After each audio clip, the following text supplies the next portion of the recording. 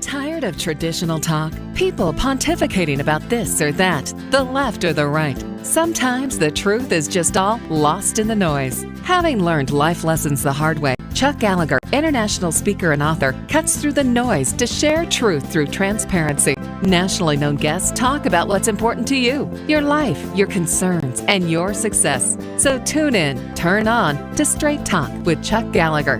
Now, here's your host, Chuck Gallagher.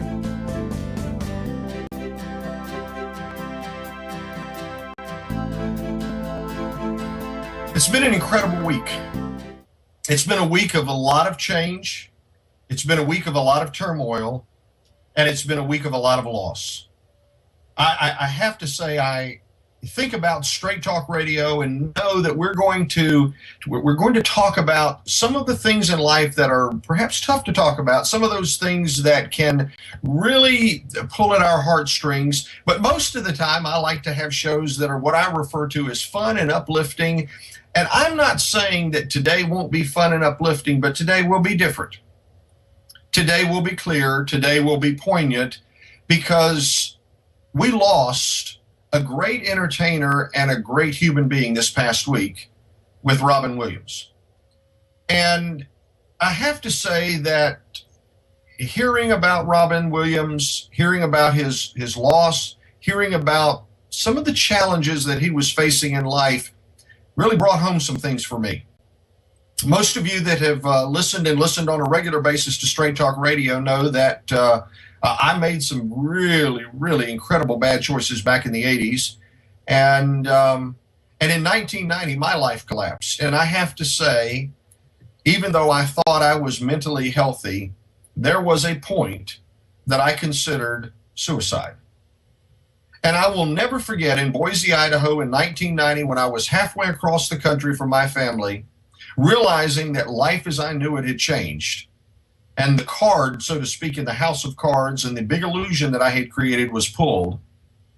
I thought to myself, it would be better if I weren't here, because frankly, I didn't want to face what I had to face. And I'll never forget picking up the phone directory in the hotel room where I was. Of course, in those days, it was the Yellow Pages. It wasn't Google.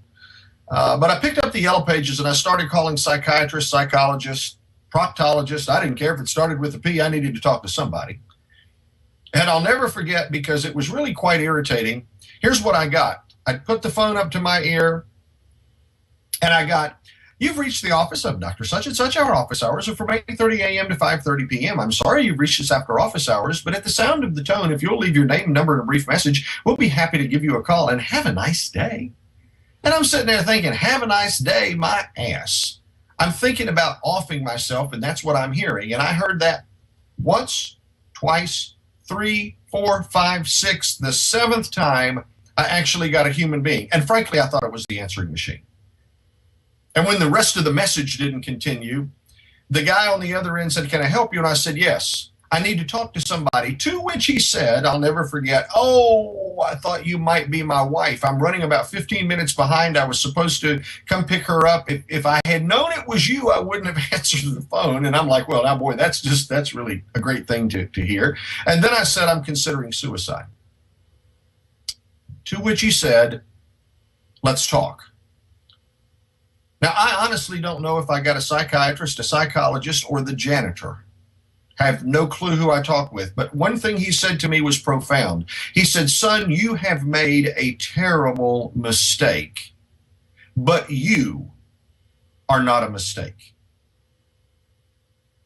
And now, some 25 years later, I can still hear his voice. "Son, you've made a terrible mistake, but you are not a mistake." And then he proceeded to say, "The choices that you make tonight and tomorrow will set the tone and set the standard for your life moving forward and the legacy you leave for your 2 children. Make those choices wisely." Robin Williams' death leaves a tremendous void, not only in the entertainment industry, but a void in our hearts. And it opens the door, sad as it may be, to talk about suicide, depression, anxiety, issues that are significant in so many people's lives. And so I have to say, as somber as I have set the tone for this show, I am so excited to have Dr. Cindy Brown as my guest. Dr. Cindy is an internationally known behavioral specialist. She holds a doctorate in clinical psychology, a master's degree in counseling psychology, and been licensed in the state of California, a beautiful state.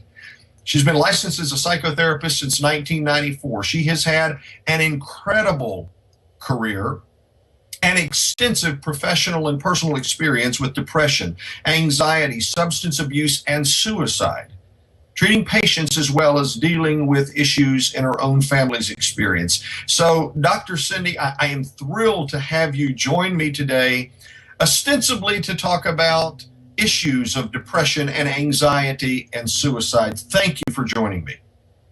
Well, you're welcome. It's a pleasure to be here and to really be able to talk about this subject, because I think, this occurrence in the world right now is really a wake-up call for a lot of people that struggle with this, but that are really afraid to come out and talk about it because it's been such a stigma to talk about being depressed or, not feeling right in the head or feeling like, you don't want to be here.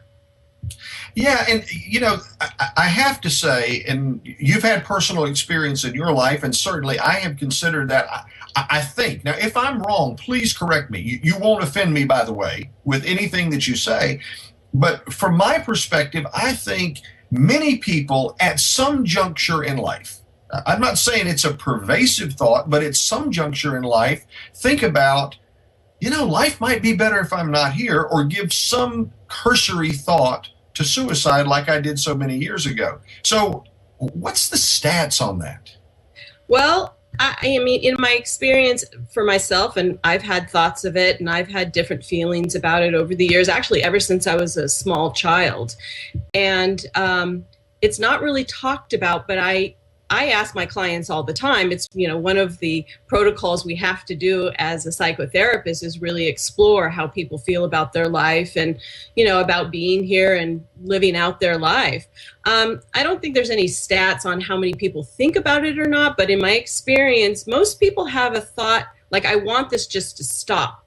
Not necessarily, I want to go kill myself in this way, or I'm going to kill myself, but it's something about just stopping the pain or stopping the struggle or the challenges they have. And I think a lot of people have those thoughts.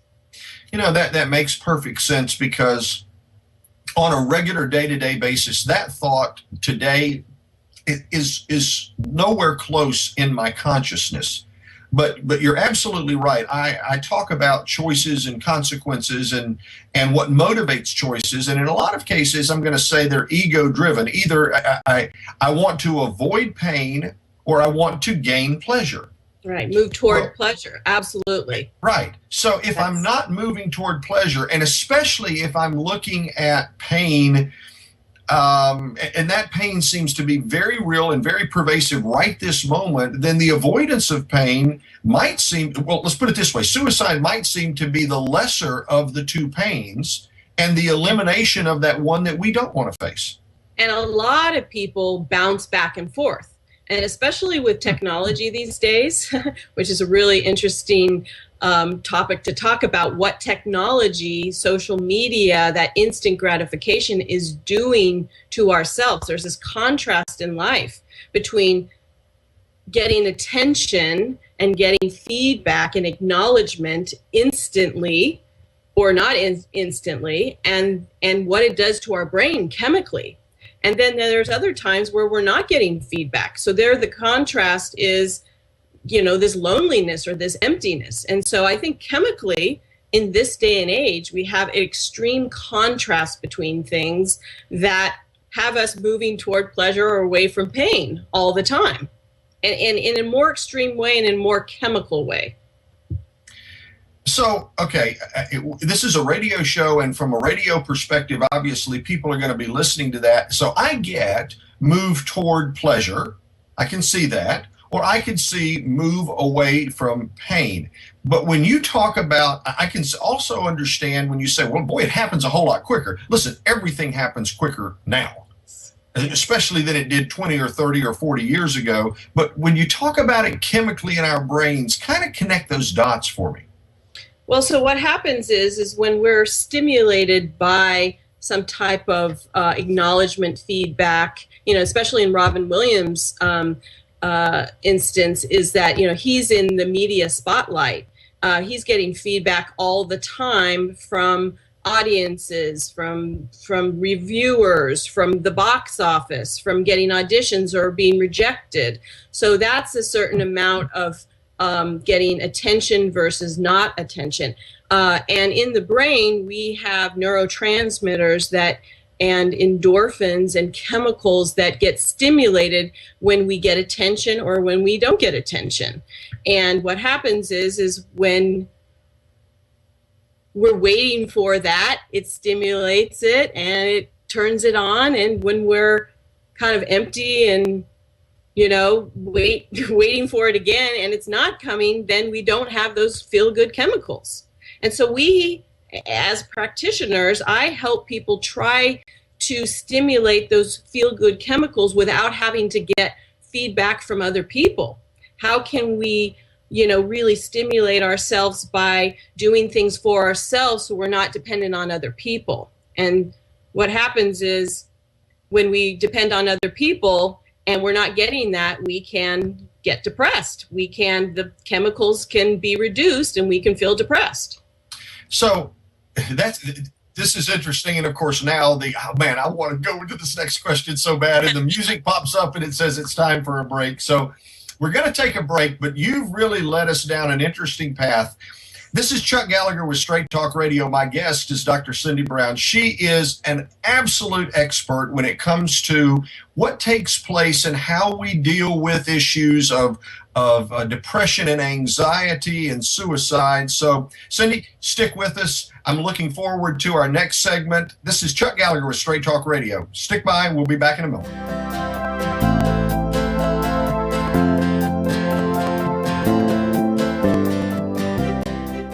Well, this is Chuck Gallagher with Straight Talk Radio, and we're back with Dr. Cindy Brown. Dr. Cindy Brown is the author of the award-winning book, The Cinderella System, and a contributing author to Power and Soul, the creator of 2 best-selling audio workbooks. And let me say this, Dr. Brown is, Dr. Cindy, as I'm going to call her, has extensive professional and personal experience with depression, anxiety, substance abuse, and suicide. And our show on Straight Talk Radio is dealing with those very real and deep topics that have clearly been brought to the forefront with the loss of Robin Williams and his suicide. And Dr. Cindy, when we were finishing up the conversation before we went to break, you made a comment, and I want to ask you about this, and I'm going to paraphrase this. You said that obviously when we receive external feedback, and especially if it's positive feedback, people praise us and appreciate us and so forth, it triggers chemicals in our brain, endorphins, or whatever the chemicals may be. It makes us feel good. Yes. But when we're not getting that, and we know we like to feel good, then the void of that creates the potential for depression because we don't feel good. We're not getting that external. Right. The chemicals are less. Right. Right. So I have a very dear friend who, for since childhood, was painfully abused in childhood and fundamentally rejected. So the issue, if you want to call it the issue that she deals with is that desire to be wanted. She wants people to want her, and of course, the way that typically happens or has been external.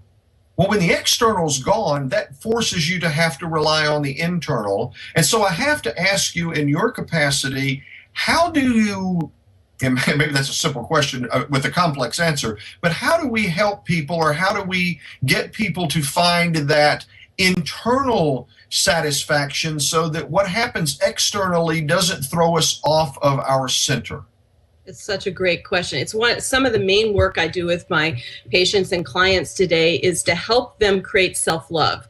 And I know that's kind of a cliche topic, how do we love ourselves? But it's really true.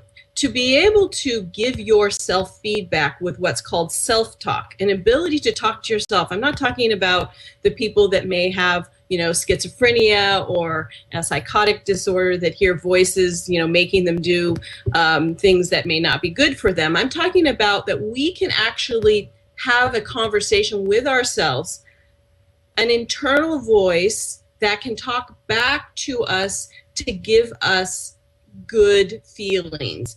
In the Olympics, we have athletes and we have performers that use this technique all the time to give themselves feedback, like, good job, we're doing a good job. In the case of your friend there, she could use a way of talking to herself to kind of calm down the emotional part of her that may feel unwanted or unloved from, childhood experience. So I teach a lot of people to understand their parts. We're not just one-dimensional. We kind of have a few different parts. We have an ego part that's really representative of us feeling either superior or inferior. We have an emotional part that's all about our feelings, our past experiences, and our needs. And then we have two kind of adult parts that are, one's very positive, one's more negative, and one's more like a saboteur. And I teach people to understand and work and integrate these different parts in order for this committee, that I call it, to work together. So when you have a voice in your head, or a voice that's kind of, some people talk about the man on the shoulder, or right. That voice. It's good to be able to talk back to it, but in a loving way. Just like, no, I'm not going to listen to that. I'm not going to listen to the dark voice. I'm sure Robin had a lot of voices in his head, a lot of emotional stimulation, especially because of, a recent diagnosis of Parkinson's, which can really, play with your mind as far as chemically and, emotionally and psychologically. So, I think it's really important to understand that you can manage this if you have the techniques and tools.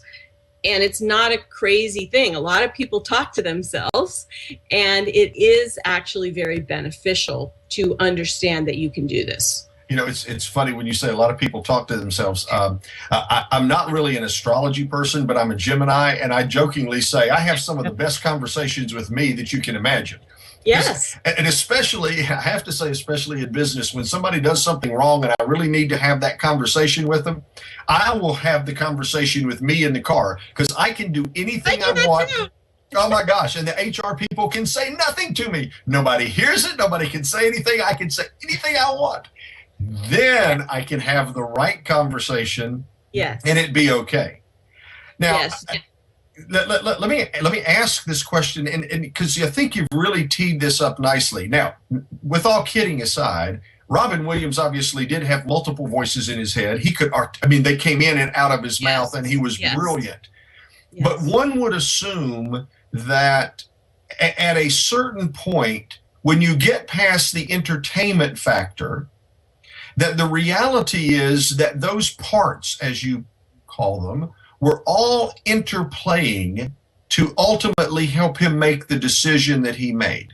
So neither one of us knew him personally, but what types of warning signs would the average person, would I look for with my loved ones if by chance they were having those conversations and maybe they were going a little on the dark side? Yeah, that's definitely, if somebody's actually talking about it. It's interesting when you look at the statistics, especially for the older population compared to the younger population around suicide, is that the older population seems to not talk about their plans or things outwardly, hide it more, isolate more, versus a younger population that may act out, may, post something on Facebook, or, call people up or joke about it or do risky behavior, acting out. the elder population seems to act more in and isolate and hide and be afraid of being a burden. So I think what we can look for is somebody isolating, somebody deciding to start cutting off being around other people. I mean, the latest article I just saw was that he spent the 18 hours before locked in his room with the blinds closed. He had blackout curtains, and he really isolated. And I remember my father doing that before he took his life. There was a lot of isolation, a lot of pulling away. I mean, just to share some experience, my father took his life a year and 2 months after my mom passed away. And one of the risk factors is a loss, somebody being in bereavement, especially my parents were married 49 years before my mom passed. And, that's definitely a risk factor. But before my father passed, I could see that he was removing himself emotionally. I saw him at Christmas time, and he took his life on January 6th, 2009. And the last time I hugged him, he pushed me away. And that was a significant sign to me that something was going on. And so I think that's important when you see a loved one or you find yourself that you're withdrawing from people. And again, warning signs are that when you stop wanting to connect with other people because you're actually contemplating leaving this earth. So you can't stay too close to them because it hurts you. And I could kind of see that in, looking back at it right now, what my father was doing unknowingly, in a way. Right. Now, Dr. Cindy, we're talking a bit about risk factors, and we'll call it for the older population. That would be me, since I'm 57, or at least moving in that direction. Yes, exactly. But I would assume some risk factors, and it's an assumption, would be change in medical condition. That was certainly something with Robin Williams. Yes. Loss of someone very close to you, spouse or someone that is very close, and or depression. The possibility of the loss of your identity through your job. Yes, retirement. Robin Williams had just, his show hadn't been picked up. He had a TV show, and it had not picked up for the next season. So right. Definitely that financial issues. But, depression being one of the number one risk factors, it's something up like between 75 and 85% that people that have depression, which is loss of motivation, inability to connect with other people. A recent doctor visit within the past 30 days, they say that's one of a huge risk factor. Financial concerns, not wanting to be a burden, and wanting to hide any kind of medical condition. As a person's medical condition worsens, people seem to think about it more. I don't want to deal with, again, what we talked about at the beginning of the hour was, I don't want to face this. I want this to stop. Right. I just want this, apparently the article that I read about Robin Williams' last days was he couldn't even get out of bed. That last 18 hours was, he felt that he couldn't get out of bed, according to his assistant that reported that.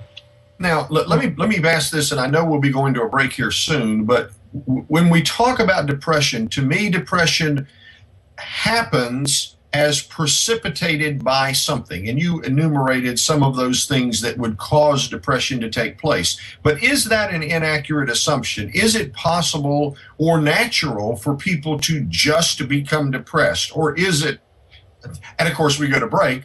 It's an important thing, so we'll pick up on that. but that's an important question, and I think one that we'll need to talk about. This is Chuck Gallagher with Straight Talk Radio. My guest is Dr. Cindy Brown, and this is a critically important show. It's sad to have to mourn the loss of Robin Williams, a great comedian and a wonderful human being, but at the same time, his loss gives us the opportunity to talk about things that affect so many people. So stick with us. Chuck Gallagher, Straight Talk Radio.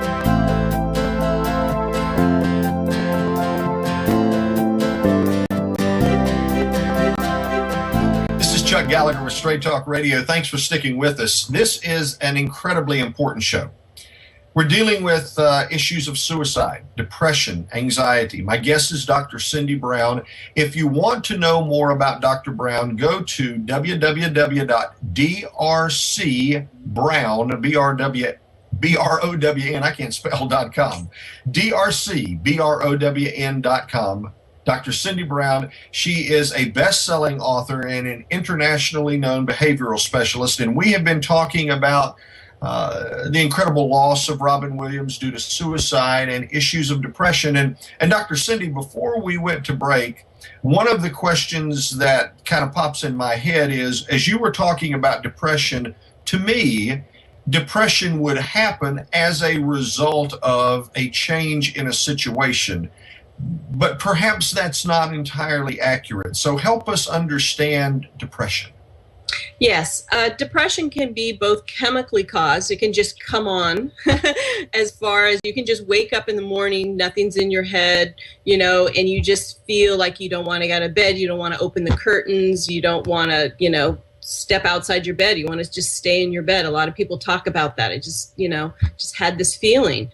So chemically, it can come on in that way. Hormonal changes, especially women and men, both have hormones, very powerful hormones, and when they're not in balance, it can definitely affect depression. I know for me, I've had chemical depression my whole life, as well as situational depression. I mean, when my mom passed away, and then my father took his life a year so later, I was in a lot of pain working through that. So, I think the hardest thing is for people that have chemical depression and situational depression. And I think with Robin Williams, that probably was the case. I think with people with suicide that choose to complete that in that way, probably have both a lot of times. The studies have showed. So, chemical depression can be handled in a certain way, and situational. We talked about some techniques as far as handling a way of managing your thoughts. So situational kind of therapy, remedies for depression have to do with us managing our thoughts and our emotions, and then managing our lives so that we can build good chemicals and feel good chemicals in us. So we can talk about some of those remedies. But as far as chemical depression, I'm a psychotherapist, so I do a lot of talk therapy, but a psychiatrist who's an MD that works with medication can work with somebody to find the best chemicals that will go in their body to interact with their hormones and their chemical makeup. And they say it's a science, but it's a very complicated science. And I find when I refer my clients out who have depression, it's a hit or miss thing. We're always trying to figure out the right cocktail, because no chemical going in our body is the same in any one human being. They can kind of think, and I think that's especially with the older population, is when we try to treat depression as well as anxiety with chemicals, it works differently with different people.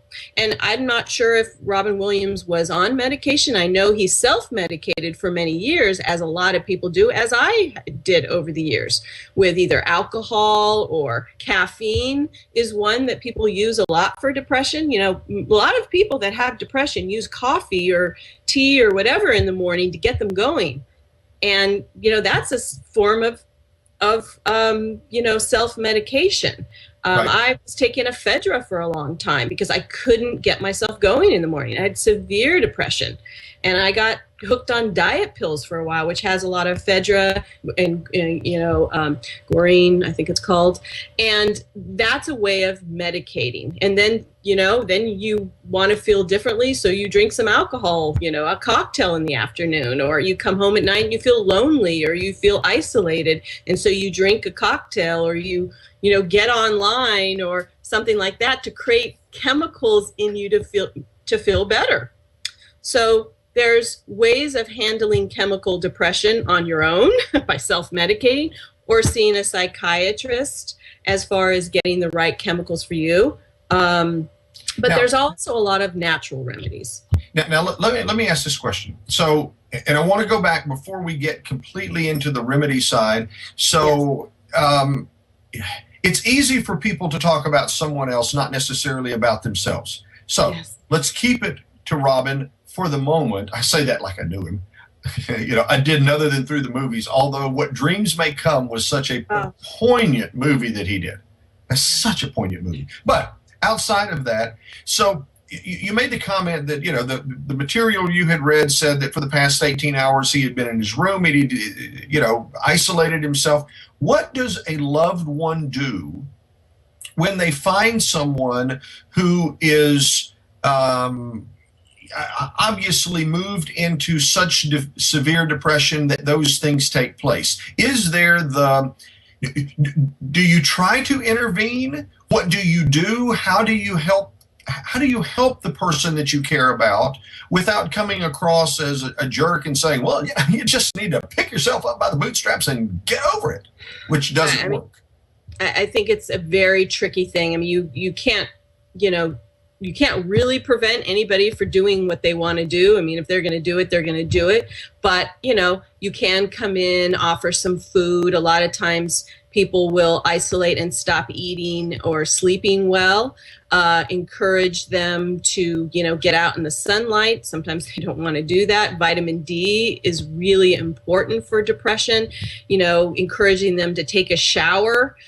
Because something about, I know for me, it was a huge thing. Just get out of bed, take a shower. And I would feel like 50% better.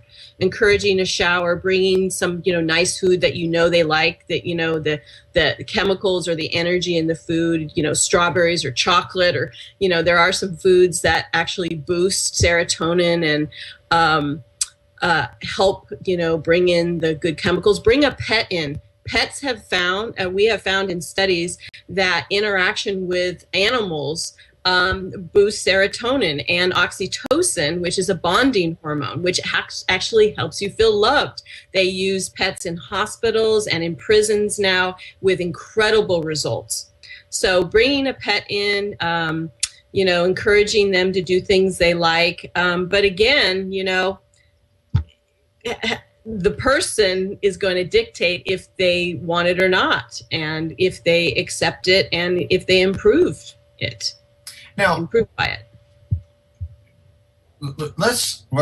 I guess I'm thinking in my head, I'm kind of thinking, we might save the remedies for the last segment that we're going into, but I really have, I guess I have two very strange questions in mind. And this one, I think, is probably going to generate some controversy, and I can almost see in the Twitter sphere that I'm going to be blasted for what I'm getting ready to say, but it's almost as if we treat our pets more humanely than ourselves. If a pet is, if we have an animal that we deeply care about, and they become very sick, and you go to the vet, and the vet says, their quality of life is going to rapidly deteriorate, and here's what's going to take place, we act kindly toward our pets, but we don't act kindly toward ourselves. And I don't, for the life of me, I understand if somebody is in the last stages of life and it is incredibly painful and uncomfortable, why we are so as a society hung up on hanging on to every moment, as opposed to recognizing that a little extra propofol will send us on out, not so uncomfortably. Yeah, and I think, again, we talked about, sometimes people get to a certain place where they can't even think about anything that is happy or hopeful or, anything that would help them take themselves out of this dark place. There is no remedy for them when they get in those places. The only remedy is make this stop. Make this stop. Make the stop. I just want it to stop. And, that's a scary place to be. And, I think that people need to know that, when you're getting close to that place, that's when you start, what can I do? And you think about, that you won't have your life anymore and what that will do to you. Well, and for the person that says, if you are in that dark place and you say, I won't have my life anymore, to them, I would think they'd say, oh, thank God. I don't want to have my life. But the thing, Dr. Cindy, that's hit me, and it really did so many years ago, is what is the impact of me not being here going to have on the people that I do care about? How does it impact my wife? How does it impact my children? What are my children, what are they going to experience when I'm gone? I may think they're going to experience, it's going to be better. But the reality is, ending your life with suicide has a ripple effect. And right now, we're talking about that ripple effect because of his loss. And that's the tipping point. And that's the tipping point, I think. And I think about, when my father made that choice, I think what happens is for a while you think about that. When you're in maybe a better place, you think about what the repercussion. I know it stopped me many times, even, going down that road. It's like, oh, I couldn't do that to my patients. I couldn't do that to my friends. I couldn't do that to my siblings that have already gone through it with my father. I couldn't do that. And it definitely, I refocused. I said, oh, no, that's not, I'm not, that's not going to happen. But I think what happens with people that do complete it is they go into a place where they don't even think that. They're so numb, they don't even have those thoughts. The pain, stopping the pain is greater than that. They surpass it. And with that said, there is such a stigma that seems to be associated with people who have committed suicide. So we're going into break, but maybe Dr. Cindy, when we come back, in addition to talking about some of the methods for treating suicide, we can also talk about those of us that may be left behind following that and understanding what took place and maybe not being drawn into the web of the stigma associated with suicide. This is Chuck Gallagher. It's Straight Talk Radio, and by golly, we have had some straight talk here. My guest is Dr. Cindy Brown. We've talked a great deal about depression, anxiety, and suicide in the wake of Robin Williams' loss. Stick with us. We'll be right back.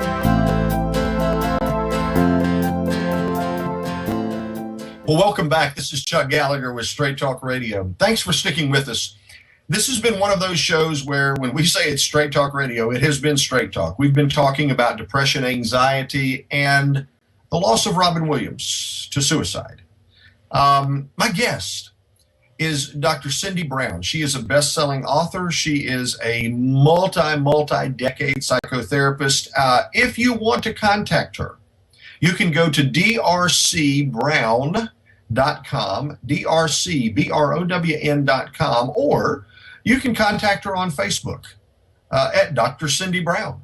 I'm sure she would be delighted to connect with you. She has been sought after in so many places, on radio and television programs talking about depression, anxiety, stress management, behavior modifications, addictions, and relationships. Dr. Cindy, it is so good to have you on the show. Thank you for taking the time to join us today. My pleasure. We were talking about, before we get into maybe some treatments, we were talking about, right before the last break, that suicide has a ripple effect. And it also has a certain stigma. It's hard for people to talk about, and yet so many of us, in some form or fashion, have known in our own lives, as you have known in our own lives, or certainly known people close to us who have lost loved ones to suicide. And sometimes we just don't know what to say or how to act. Well, I think it's two things. It's like when you know somebody that is experiencing the ripple effect, a loved one or a friend or something like that, you don't know what to say. You want to comfort them, but and then as far as like me that have experienced it, I was embarrassed at first, especially being a psychotherapist and everything, to actually tell people in the beginning. I made up some story about he had prostate cancer and things like that. So I think that the best way we can handle this is by talking about it and comforting somebody as if they died in any other way. I think it's very shameful and awful that some of the media has thrown out different words like coward and, he was selfish and things like that. And I just think that's awful. We need to really understand depression and understand that, some people struggle and are challenged by life and have that choice. And to support and, really nurture the people that are around us and know that, everybody's doing the best they can and not to have to, judge people because, you haven't walked in their shoes. I think it's really a shame that, that some people in the media, either on, television broadcast or even in social media, people posting their insensitive and unprofessional comments about what they think of Robin Williams as far as him making that choice to commit suicide. I've heard things like he's a coward or he's selfish. But, nobody has walked in his shoes. Nobody knows what he was really dealing with. And, he has a right as a human being to make that choice. We may not like it. It may bring up so much for us. And I think that's what the anger is. I think people that actually judge and are insensitive to it are really grappling with their own feelings of possibly, not feeling in control or feeling in a dark place. And, they feel like they don't have a choice or they feel scared of their own choices. Well, that's true. And it, depending upon the part of the country you're from and perhaps your religious persuasion, we're taught things that, we're taught, oh, suicide is terrible and so forth. But, the reality is it happens. I saw a statistic. I don't know if it's completely accurate, but, at least 100 people a day in general are going to leave this planet due to suicide, which, by the way, I think is incredible. But you're right. We don't really know what was going on. We see the persona of Robin Williams, but we don't know the truth of his experience. And I do want to do two things, but I want to ask one quick question. And it's a little out there, but you live in Los Angeles. You are in the place where where media is glitzy and you're surrounded by it and you might run into people on the street. Do you find that incredibly creative people are more prone to depression, or is that just a myth? Well, there is some studies about creativity, meaning the impulses in your brain, especially as we have seen how Robin Williams, does his thing, Right. his brain is always going. There are several comedians that are kind of in that same genre as far as how he expresses his craft. And, that can have some indication as far as his chemical makeup of his brain. So we talk about musicians, there's been a lot of musicians that have committed suicide, actors, comedians, definitely. And it could have some, merit as far as the chemical makeup, whether it's ADHD and, the neurotransmitters fire faster. So chemically, he's more prone to ups and downs. Some people said that he probably had bipolar depression, which is, it used to be called manic depressive. So right now it's called bipolar 1 and 2, which is a combination of both mania, which is heightened activity, lots of thoughts coming through, acting out, extremes in behavior, and then the contrast of depression, falling straight down. So you think about that, especially with actors and musicians, that there's always this contrast for being on and off, being in the spotlight, getting lots of attention, and then being isolated and getting none. And that people get addicted to the attention, and when they don't have it, they fall and their chemicals fall. So, I think it all makes a lot of sense that you see a lot of creative people or people that are in the spotlight, decide to go in one way or the other, whether it's, self-medicating and overdosing, or they commit suicide by, or other extreme means. Right. So because we don't have a lot of time, let's talk about remedies. Let's talk about treatments. What are some of the things that you could see, perhaps outside of, lithium or Prozac or what have you, although nothing necessarily wrong with either of those, but what are some of the treatments that our listeners could apply?